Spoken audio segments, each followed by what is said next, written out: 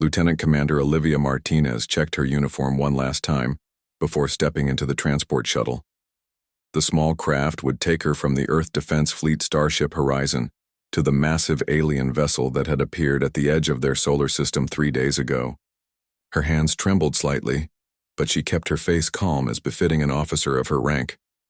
"Are you sure about this, Lieutenant Commander?" asked Captain Daniel Reeves, his weathered face lined with concern. "We know almost nothing about the Sylvani except that they've destroyed 3 of our outposts in nearby systems." "That's exactly why I need to go, sir," Olivia replied. "As diplomatic officer, it's my duty to try to establish communication before more lives are lost." The captain nodded, though his frown remained. "Remember your training. At the first sign of danger, activate your emergency beacon and we'll extract you." "Yes, sir." Olivia saluted and entered the shuttle. The journey across the void between the ships took only minutes, but to Olivia it felt like hours. Through the viewport, she watched as the alien ship grew larger. It was unlike anything humans had built, a structure of sweeping curves and gleaming metal that seemed to shift colors as it moved. The ship was at least 5 times the size of the Horizon, Earth's most advanced military vessel. The shuttle docked with surprising ease. The airlock systems were compatible, suggesting the Sylvani had studied human technology closely. This thought sent a chill down Olivia's spine. When the door slid open, she was hit by air that smelled faintly of cinnamon and ozone. 2 alien figures waited for her, standing perfectly still. The Sylvani were tall and thin with iridescent skin that reminded Olivia of fish scales. They had 6 fingers on each hand, and their eyes, 3 of them, were multifaceted like those of an insect. "I am Lieutenant Commander Olivia Martinez of the Earth Defense Fleet," she said clearly, hoping their translation systems would work. "I come with peaceful intentions to establish dialogue between our peoples." "Follow," said one of the aliens, its voice melodic but flat, lacking emotion. The translation was perfect, too perfect, as if they had been listening to human communications for a long time. Olivia was led through corridors that curved gently, illuminated by soft light that seemed to come from the walls themselves. She mentally mapped their route, noting the absence of other crew members. Either the ship was mostly automated, or they were keeping their numbers hidden. After several minutes, they arrived at what appeared to be a command center. A larger Sylvani stood on a raised platform, surrounded by screens showing star charts and what looked like tactical displays. With growing alarm, Olivia recognized several human colony locations marked on their maps. "I am Supreme Commander Vexor," the large alien announced without turning. "You are the first human to board one of our vessels voluntarily. Others were brought here by force." Olivia's stomach tightened. "What happened to those others?" "They were studied," Vexor replied simply, finally turning to face her. "Their remains were disposed of when the studies were complete." Fighting to maintain her composure, Olivia spoke in the measured tones she had practiced for years. "On behalf of Earth and its colonies, I wish to express our desire for peaceful coexistence. If there have been misunderstandings or territorial disputes, we are willing to negotiate." The alien commander moved toward her with fluid grace. "We have studied your species from afar," Vexor said, circling her slowly. "Your settlements on the outer planets are primitive, your defense is laughable. The other races we've encountered showed proper deference. They understood their place in the natural order." Olivia stood her ground despite her racing heart. "Each species has different strengths. Humans value cooperation and mutual respect rather than hierarchies of dominance. Yet your kind continues to expand, ignoring our territorial markers," Vexor continued. "This puzzles us." "We weren't aware of any territorial claims," Olivia offered diplomatically. "We're eager to establish peaceful boundaries that respect both our interests."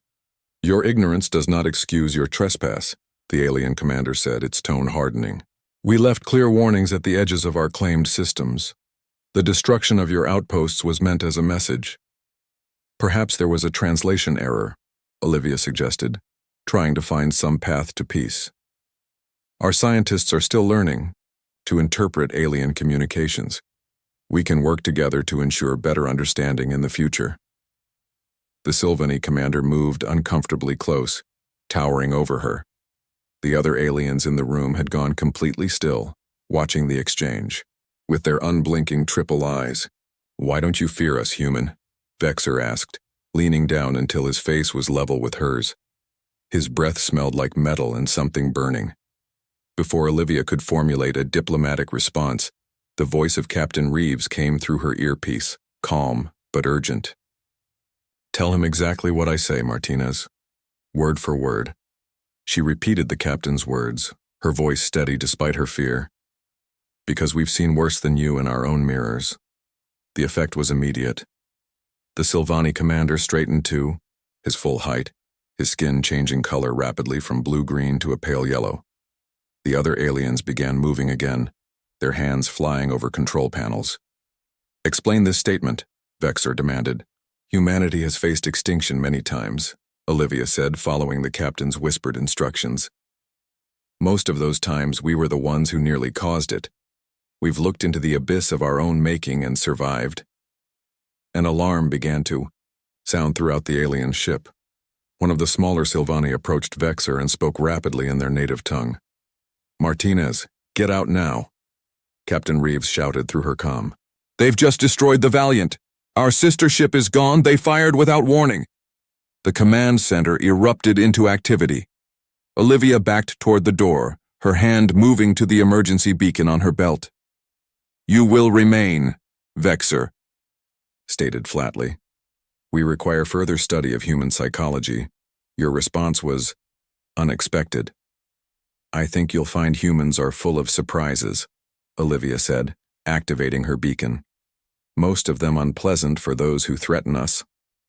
A flash of blue light filled the room as the Horizon's emergency transport system locked onto her signal. The last thing Olivia saw was Vexer's face, his three eyes widening in what might have been the first true surprise the alien had ever experienced. When she rematerialized on the Horizon's transport pad, alarms were blaring. Captain Reeves grabbed her arm, pulling her toward the bridge. "The Sylvani fleet just emerged from jump points throughout the system," he explained grimly. 8 warships, all larger than the one you were on. We're activating emergency protocols and sending warnings to Earth. "They're going to attack all human settlements, aren't they?" Olivia asked. The captain's face was grim. "Yes. But they've made a critical error in their calculations." "What's that?" "They think we're afraid of dying," Reeves said as they reached the bridge. "What they don't understand is that humans are more afraid of failing those who depend on us. That makes us dangerous in ways they can't comprehend." As the Horizon prepared for emergency jump, Olivia looked at the view screen showing the massive alien fleet. The first shots were already being fired at the human outpost on the moon. The war for humanity's survival had begun. The Horizon shuddered as it emerged from emergency jump, safely hidden within a dense asteroid field in the outer reaches of the solar system. Olivia stumbled as the artificial gravity briefly flickered, then steadied herself against a console. The bridge was dim, running on minimal power to avoid detection by Sylvani sensors. "Status report," Captain Reeves ordered, his voice steady despite the grim situation. Science Officer Alan Wright looked up from his station. "Jump was successful, Captain. Sylvani ships are not in immediate scanning range. Our distress signal to Earth Command was sent, but we can't confirm receipt." "What about the colonies?" Olivia asked. Communications Officer Lisa Patel shook her head. "New Washington outpost went dark 10 minutes ago. We picked up scattered emergency broadcasts from Europa Station and Mars Colony before we jumped. The Sylvani are hitting everything, sir." Captain Reeves nodded grimly. "They're making a statement, no survivors, no negotiations." The crew worked in tense silence as they assessed the damage to their ship. The Horizon had barely escaped the initial attack, taking a glancing hit to the port thrusters. While the small reconnaissance vessel wasn't built for direct combat, it was fast and equipped with advanced stealth technology. Olivia followed Captain Reeves into the small conference room adjacent to the bridge. Science Officer Wright joined them, bringing data tablets and a portable projection unit. I need to understand what happened back there, Olivia said once the door closed. What did you mean by that response? About seeing worse in our mirrors? Reeves activated the projection unit. A timeline of human history appeared, focusing on the 21st and 22nd centuries. Humanity nearly destroyed itself a dozen times before reaching the stars, he explained. Nuclear war, biological weapons, climate collapse. We've stared into the abyss of our own making repeatedly. Images of devastated cities, massive storms, and pandemics flashed across the screen. The peace of 2157 came only after 3 billion people died in the resource wars, Wright added. The first colonies on Mars were built by refugees, not explorers. Olivia had studied this history, of course, but seeing it presented as a strategic advantage gave her a new perspective. Wright continued, his voice taking on a professor's tone. The Silvani evolved on a planet with no natural predators. According to our xenobiologists, they've never experienced existential threats until they became spacefaring. Their psychology is fundamentally different from ours. They don't understand what it means to be forged in fire, Reeves said quietly. To survive centuries of our own worst impulses. To rebuild from ashes again and again. But now they've declared war, Olivia pointed out. Their fleet outguns the entire Earth Defense Force 5-1, based on what I saw on their tactical displays? Yes, Reeves nodded grimly. But they've never fought anyone who's already survived their own apocalypse. Multiple times. The ship's AI announced jump calculations were complete. They would make a series of short jumps back toward Earth, staying hidden while gathering intelligence. Before they could discuss further, Lisa Patel rushed in. Captain, we're picking up transmissions. The Silvani have begun systematic attacks on all human settlements in the sector. But there's something else. She connected her tablet to the projection unit. A garbled transmission played, showing fragments of a battle near Jupiter's moon, Ganymede. The mining colony there launched their entire fleet of haulers straight at the Silvani warship, Patel explained. The footage showed massive, unarmed mining vessels deliberately crashing into the alien ship. The Silvani vessels' shields flared and eventually failed under the kamikaze assault. Those haulers were filled with families, Wright said quietly. Thousands of civilians. Reeves studied the footage carefully. They sacrificed themselves to buy time for the escape pods. Look. He pointed to tiny specks shooting away from the battle. Those are heading toward the deep space shelters in the asteroid belt. The Silvani are pursuing some of the pods, but they seem confused by the tactic, Patel noted. They didn't expect civilians to fight.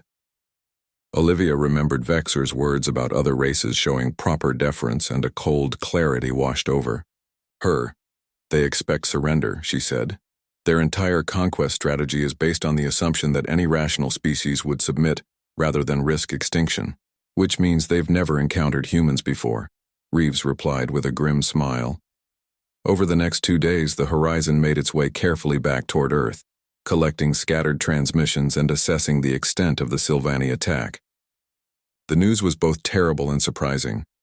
While the aliens had overwhelming firepower, they were encountering unexpected resistance at every turn. On Mars Colony, residents had rigged their dome generators to overload, creating massive electromagnetic pulses that disabled Silvani ground forces when they breached the perimeter. The research station on Titan had released experimental nanobots into their own air supply, killing everyone on the station, but also infecting the Silvani boarding parties with microscopic machines that caused their ships to malfunction hours later. These are desperate measures, Olivia said, as they reviewed the reports. Our people are choosing to die rather than be captured. Because they know what's at stake, Reeves replied, and because they trust that others will carry on the fight. When they finally reached Earth space, they found the home planet preparing for war with a single-minded focus that was both inspiring and terrifying.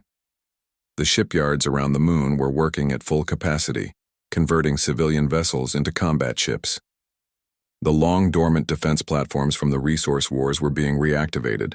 Admiral Samantha Cole, commander of Earth's defense forces, met with them via secure channel. Her face was tired, but determined. The Silvani have paused their advance, she informed them. They're regrouping after suffering unexpected losses. We have maybe 2 weeks before they launch their main assault. Admiral, I spent time on their command ship, Olivia said. I saw their tactical displays.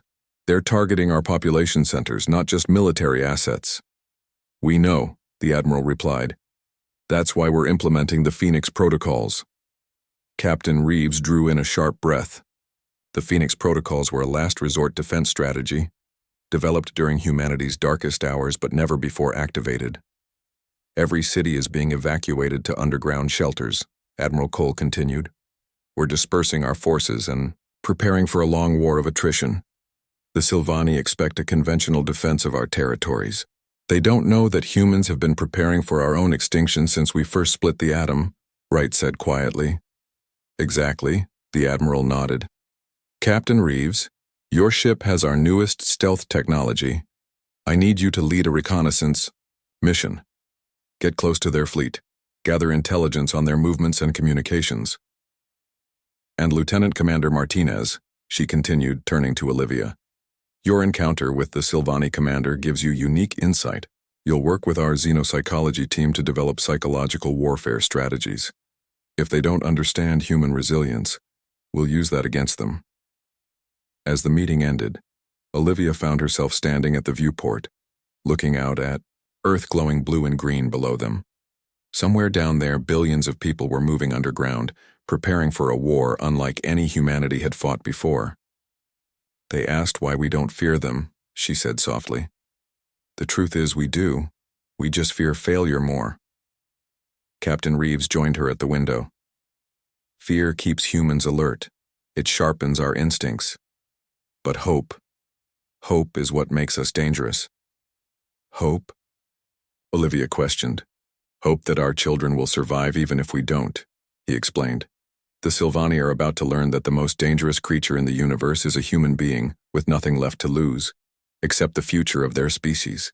3 months into what was now called the First Interstellar War, the situation looked grim for humanity. The Sylvani had established control over the outer solar system, destroying most of the colonies on Jupiter's and Saturn's moons. Earth's main fleet had engaged in 2 major battles, both ending in retreat after heavy losses. Major Patricia Kennedy stood on the bridge of the Swift, a former passenger liner hastily converted into a military vessel. Around her, 15 similar ships formed a defensive screen protecting a convoy of civilian transports. They were evacuating the last researchers from the Neptune research station, hoping to slip past Sylvani patrols using the planet's rings as cover. Sylvani cruiser detected at Mark 047, called out her sensor officer, a young man barely out of training. They haven't seen us yet. Patricia studied the tactical display. The standard approach would be to maintain their current course and hope the enemy ship moved on. That's what the Sylvani would expect based on previous encounters. Helm, set course directly toward the cruiser, full speed, she ordered instead. All ships, prepare for scatter pattern Delta on my mark. Her officers looked at her with wide eyes, but nobody questioned the order. The fleet of converted civilian ships accelerated toward the much larger Sylvani vessel. They've spotted us, the sensor officer reported. They're powering weapons. Now, Patricia said calmly, execute Delta. All 16 ships suddenly broke formation, each veering off in a different direction at maximum acceleration. The confused Sylvani gunners managed to hit one vessel with a glancing blow before the entire human fleet disappeared into Neptune's dense rings. The Swift shuddered as ice particles battered its hull, but Patricia kept her eyes on the tactical display. As she had predicted, the Sylvani cruiser hesitated, then began a methodical pursuit of the largest group of human ships, the decoys. The civilians are away, her communications officer confirmed. Clean jump to the rendezvous point. Patricia allowed herself a small smile. Another day, another few hundred humans saved. Small victories were all they could hope for right now.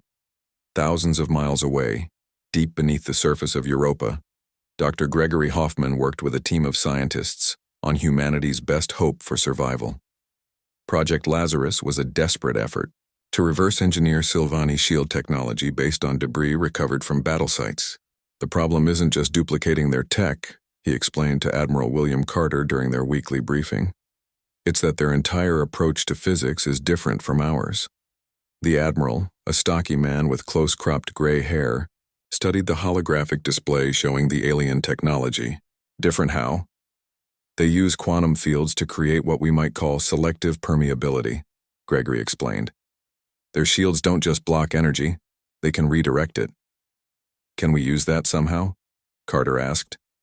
Maybe, Gregory said, pointing to a modified human shield generator. What if, instead of trying to block their weapons, we catch the energy and send it back? A mirror instead of a wall, the Admiral nodded. How close are you? We've had some success in tests, Gregory admitted, but full deployment would require restructuring our entire defensive grid. We'd be completely vulnerable during the changeover. An all-or-nothing gamble, Carter mused. Keep working. We're not there yet. But if the frontline defenses fail, we'll need this ready. As they spoke, a junior scientist burst into the room. Doctor, you need to see this. The organic samples from the Silvani ship. They're reacting to the bacteria cultures. On the Colony World New Anchorage, one of the few outer settlements still holding out against the Silvani blockade, botanist Ellen Peters worked in a makeshift lab set up in an abandoned mine shaft. 3 weeks earlier, resistance fighters had brought her debris from a crashed Silvani scout ship.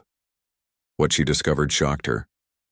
The alien technology wasn't purely mechanical. It had organic components that seemed to form a kind of neural network throughout their systems. It's almost like their ships are partly alive, she explained to the colony's defense committee. And like all living things, they can get sick. The colony leader, a weathered man named Frank Wade, leaned forward. You're saying we can give their ships a disease? Essentially, yes, Ellen confirmed. I've isolated 3 strains of Earth bacteria that cause rapid deterioration in these organic components. They wouldn't harm the Silvani themselves, just their tech. How would we deliver it? Asked the military commander. Ellen hesitated. That's the hard part. It would need to be introduced directly into their environmental systems. Someone would have to board their ships. The room fell silent as the implications sank in. It would be a suicide mission. We need to get this information to Earth Command, Frank said finally. If this works, it could change everything. Meanwhile, on a secret base hidden in the asteroid belt, Lieutenant Commander Olivia Martinez had been working with a team of experts to understand the Silvani psychology. Her brief interaction with their commander had provided valuable insights. They operate on absolute certainty, she explained during a strategy session. Their evolutionary history lacks the competition and predation that shaped human instincts, which explains their rigid tactical doctrines, added a military analyst. They retreat when losses exceed 15%, regardless of the strategic situation. What I don't understand, said a psychologist on the team, is why such an advanced species would risk everything on conquest. There must be something driving them. Olivia had been pondering the same question. During my time on their ship, I noticed their commander referred to natural order several times. I think they genuinely believe they're meant to rule. Religious fanaticism, someone suggested. More like biological imperative, Olivia corrected. They might not see it as conquest at all, but as restoring what they consider the correct order of things. Their discussion was interrupted when an aide rushed in with an encrypted message from Earth Command. A new development had been reported from New Anchorage, a potential biological weapon against Silvani technology. That same day, Admiral Carter convened an emergency meeting of military leadership. Representatives joined via secure channels from hidden bases throughout the solar system. We now have 3 potential game changers, he announced. Project Lazarus could turn their weapons against them. The Europa bacteria could disable their ships from within. And Major Kennedy's guerrilla tactics are proving effective at confusing their command structure. But we're still losing, someone pointed out. Earth's defenses won't hold against their main fleet when it finally attacks. Which is why we're not going to wait for them to attack, Carter replied, pulling up a tactical display showing the main Silvani fleet gathered at the orbit of Saturn. We're going to hit them first with everything we have. The room erupted in shocked protests. Earth's remaining military strength was no match for the gathered Silvani forces. This isn't about winning a direct confrontation, the Admiral explained, once the room quieted. It's about changing the rules of engagement. The Sylvani expect us to protect Earth at all costs. They don't understand that humans are willing to sacrifice everything on a gamble. What exactly are you proposing? Asked Major Kennedy, joining remotely from her ship. Admiral Carter's face was grim but determined. Operation Thermopylae. We make them believe we're making our last stand to protect Earth. But in reality, we'll be drawing them into a carefully laid trap. As the meeting continued deep into the night, plans were made for humanity's most desperate gambit yet. No one spoke. The obvious truth, if this failed, there might not be a human race left to try again. The command center beneath the Rocky Mountains buzzed with tense activity as Operation Thermopylae entered its final preparation stage. Admiral Carter stood before a massive holographic display showing the positions of both human and Sylvani forces throughout the solar system. Their main fleet has taken the bait, he announced to the gathered officers. They're moving toward Proxima Centauri colony exactly as we predicted. Olivia Martinez studied the movement of the alien ships.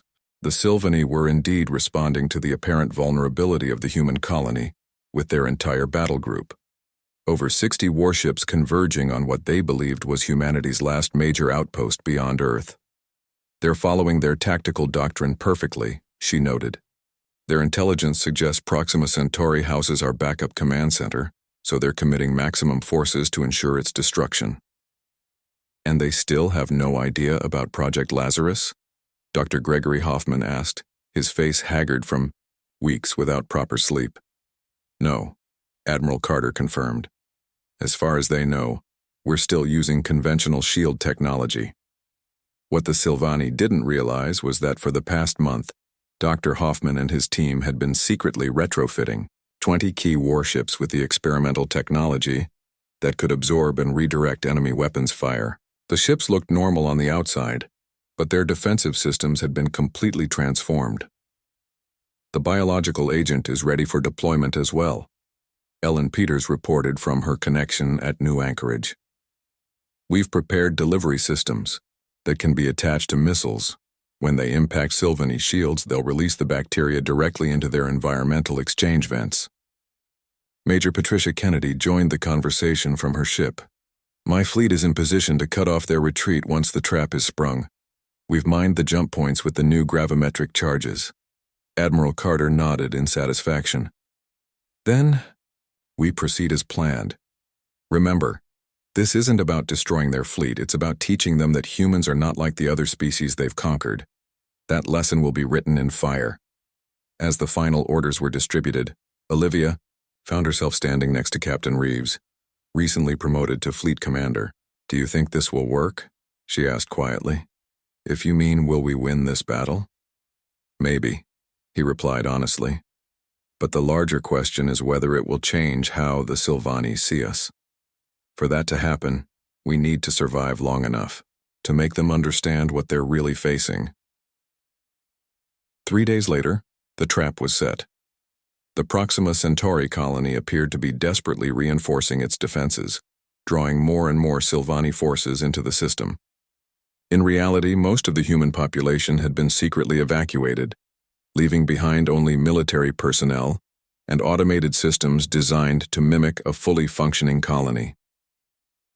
Fleet Commander Reeves stood on the bridge of the horizon, now upgraded and serving as his flagship. Around him, 19 other ships waited in formation, hidden in the shadow of a small moon. Sylvani forces have entered attack range of the colony, his tactical officer reported. They're beginning bombardment of the outer defense rings. Hold position, Reeves ordered. Let them commit fully to the attack. On the main colony station, a skeleton crew maintained the illusion of a full defensive response, firing just enough to keep the Sylvani engaged without revealing the trap. Automated distress calls flooded communication channels, begging Earth for reinforcements that seemed unable to arrive. Supreme Commander Vexer watched from his flagship as his forces methodically reduced the human defenses. The battle was proceeding, exactly according to their simulations, with human losses mounting rapidly while Sylvani casualties remained minimal. The humans fight without coordination, he observed to his sub-commander. Their tactics are emotional, desperate, just as we expected. Supreme Commander, a sensor officer called out. We're detecting unusual energy readings from the far side of the moon. Before Vexor could respond, 20 human warships suddenly emerged from hiding, accelerating directly toward the heart of the Sylvani fleet. A foolish last stand, the sub-commander commented. They cannot hope to defeat our numbers. No, Vexor said slowly, something like unease creeping into his voice. Something is wrong. The human ships are approaching too directly. Our simulations show they prefer flanking attacks. The human vessels fired their first salvo, not the expected conventional weapons but strange missiles that detonated against Sylvani shields without causing damage. The alien commander watched in confusion as the explosions released clouds of what appeared to be simple debris. Scan that material, he ordered sharply. His confusion turned to alarm when the results came back. Biological agents? They're attacking our ships with bacteria? Meanwhile, Fleet Commander Reeves gave the order that would change the course of the war. Activate Project Lazarus. All ships, engage primary targets. The 20 human warships, now in the midst of the Sylvani fleet, activated their modified shield systems.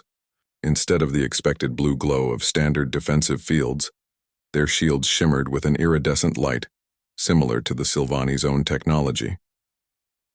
When the alien ships fired upon them, something unprecedented happened. The human shields didn't block the energy weapons, they absorbed them, growing brighter with each hit. Then, to the Sylvani's shock, the human ships redirected that same energy back at their attackers in concentrated beams.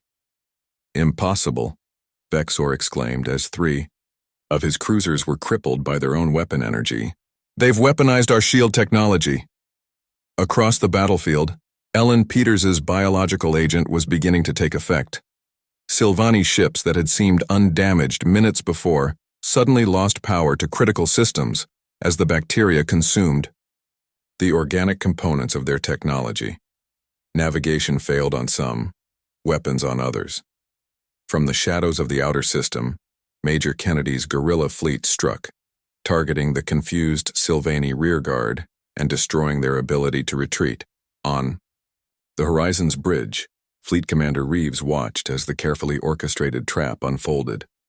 Send the message, he ordered. All channels, all languages we know they understand. Throughout the Sylvani fleet, commanders received the same transmission. You asked why we don't fear you. Now you begin to understand. This is not a war you can win through superior numbers or technology. This is a lesson in human survival. Supreme Commander Vexor stared at the tactical display in disbelief as his perfect formation disintegrated into chaos. Nearly half his ships were now crippled or destroyed, and the humans were systematically targeting command vessels. Order. Retreat, he finally commanded. We must regroup and reassess. Retreat is impossible, his sub-commander reported. The humans have mined the jump points with unknown technology. 3 ships attempting escape have been destroyed. For the first time in his long life, Vexor felt something unfamiliar. Doubt. The humans were not following any recognizable pattern of warfare. They were using technologies that shouldn't exist, tactics that defied logic, and showing a willingness to sacrifice that no rational species would consider. Prepare my shuttle, he ordered. I will speak with their commander directly. When Vexor's shuttle approached under flag of truce, Fleet Commander Reeves allowed it to dock with the Horizon. As the alien leader was escorted to the bridge, he found himself face to face with a familiar human, Lieutenant Commander Olivia Martinez. You, Vexor said, his voice carrying a new note of uncertainty. You were on my ship when this began. Yes, Olivia replied calmly. I was the messenger. Now I'm here to receive your surrender. Surrender? The alien commander drew himself up to his full height. This battle is lost, but the Sylvani hegemony spans dozens of systems. We will regroup and return with greater numbers. No, Olivia replied calmly. You won't. Because now you've learned something new. Fear. As she spoke, The view screen showed the remnants of the once mighty Sylvani fleet, now surrounded and powerless, against the human innovations they had never anticipated. "You should have destroyed us when you had the chance," she told the alien leader. "Extermination is efficient. Mercy is a human weakness you could have exploited." Vexor stared at her, finally beginning to understand the terrible truth about the species his kind had so gravely underestimated. 1 year after the Battle of Proxima Centauri, representatives from Earth and the Sylvani hegemony gathered on neutral ground, the lunar colony Armstrong Base. The meeting chamber had been specially prepared, with one side adjusted for human comfort and the other modified to match Sylvani environmental preferences. Olivia Martinez, now promoted to ambassador, straightened her formal uniform as she waited for the alien delegation to arrive. So much had changed in the past year. After their defeat at Proxima Centauri, the Sylvani had withdrawn their remaining forces to their home territory. The expected counterattack never came. Instead, after 3 months of silence, a single Sylvani ship had appeared at the edge of the solar system, broadcasting a request for dialogue. Their supreme military commander had been replaced. The hegemony was sending a different kind of representative. The doors slid open and the Sylvani delegation entered. Unlike the military personnel Olivia had met before, these aliens wore flowing robes in shades of blue and green. At their head walked a tall figure whose skin shimmered with more vibrant colors than the others. "Ambassador Martinez, the lead," Sylvani said, bowing slightly. "I am philosopher Sage Ixtra. I speak for the Hegemony Council on matters of interspecies relations." Olivia returned the gesture. "Welcome to lunar territory. We appreciate your willingness to travel here for these discussions." Fleet Admiral Reeves and Dr. Gregory Hoffman joined her at the human side of the table. Across from them, Ixtra was accompanied by 2 other Sylvani, who were introduced as scientific and cultural advisors. "We have studied your species more thoroughly. Now," Ixtra began once the formalities were complete, "your history contains more self-inflicted suffering than any spacefaring race we have encountered. And yet we persisted," Olivia replied. "That is what we failed to understand initially," the alien acknowledged. "A species that has nearly destroyed itself multiple times develops resilience unknown to those who evolved in more forgiving circumstances." Admiral Reeves leaned forward. "The Sylvani have never faced extinction before meeting humans, have you?" "Never from within," Ixtra confirmed. "Our evolutionary path was remarkably stable. Our planet had no ice ages, no major asteroid impacts, no sudden environmental shifts. The Sylvani achieved dominance without significant competition." "That explains a lot," Dr. Hoffman said.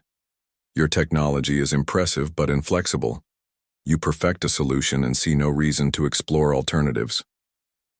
The Sylvani scientific advisor tilted his head in agreement. "This concept of constant innovation driven by crisis is foreign to us. We are beginning to understand it was our greatest weakness in conflict with your kind." For the next several hours, the 2 sides discussed the new reality they faced. The Sylvani had withdrawn their forces from multiple systems, not just human territory. Their entire approach to expansion was being reconsidered. "The Hegemony Council has authorized me to propose the following," Ixtra said as the meeting reached its final phase. "A formal recognition of human territorial rights to this solar system and any colony worlds already established, a buffer zone between our regions of space, and most importantly, an exchange of knowledge and culture." "Exchange?" Olivia asked, surprised. The Sylvani had always considered themselves superior to other species. "Yes," the philosopher sage nodded. "We wish to learn from humans, your adaptability, your creativity in crisis, your, what is the word, grit. These are qualities the Sylvani lack, but now recognize as valuable." Admiral Reeves studied the aliens carefully. "And what would humans gain from this exchange?" "Our technological knowledge, of course," Ixtra replied. "Our expertise in sustainable ecosystems, our medical advancements, and our star charts. The hegemony has mapped regions of space your people have yet to explore."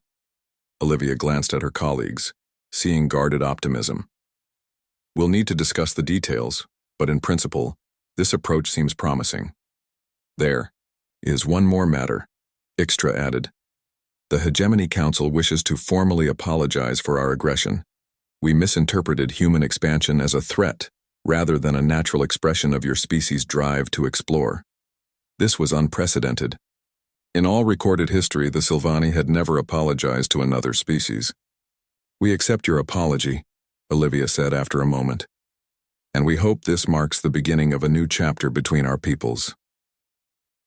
5 years later, Olivia stood on the observation deck of the newly built Harmony Station, watching as a mixed group of human and Silvani students filed into a classroom. The station orbited at the midpoint between Earth and Silvani space, serving as both diplomatic hub and cultural exchange center. Young Silvani scholars came to Earth to study human history, particularly how civilizations rebuilt after collapse. Human scientists traveled to Silvani worlds to learn their advanced technologies. It's remarkable how much has changed, said a familiar voice beside her. Olivia turned to see Admiral Reeves, now serving as military liaison to the Joint Defense Initiative. When I think back to that first encounter, she said, I never imagined we'd end up here. Fear became understanding. Reeves nodded. On both sides. Their conversation was interrupted by an urgent message from Earth Command. An unknown fleet had appeared at the edge of explored space, beyond both human and Silvani territories. The ships were unlike anything either species had encountered before, and initial attempts at communication had failed. When Olivia relayed this information to the Silvani High Representative, the aliens' response surprised her. We should face this together, the Silvani said without hesitation. The strength of humans combined with the technological precision of the Silvani would be formidable. Within hours, a joint task force was assembled. Human and Silvani ships formed up in perfect formation, something that would have been unthinkable just years earlier. As Olivia prepared to join the diplomatic team on the command vessel, she received a message from one of her former Silvani students, now serving as a junior officer on their flagship. Ambassador Martinez, the young Silvani wrote, I find myself experiencing what I believe humans call nervousness about the upcoming mission. Is this normal before facing the unknown? Olivia smiled as she typed her response. Completely normal. Fear keeps us alert to danger. But remember what you learned in your studies. Fear is most useful when it's faced alongside others. The Silvani officer's reply came quickly. Then I am honored to fear alongside humans. As the joint fleet prepared to jump to the coordinates, where the unknown vessels waited, Olivia reflected on how far both species had come. The Silvani had learned that their lack of fear had been a weakness, not a strength. Humans had proven that their history of surviving disaster had prepared them for the challenges of space. And now, facing a new unknown together, both species were stronger than they had ever been alone. When the commander of the unknown fleet eventually asked why the humans and Silvani approached them as unified forces rather than competing species, the answer was simple. Because we've learned that the universe is too vast and too strange for any species to face it alone. And you are not afraid?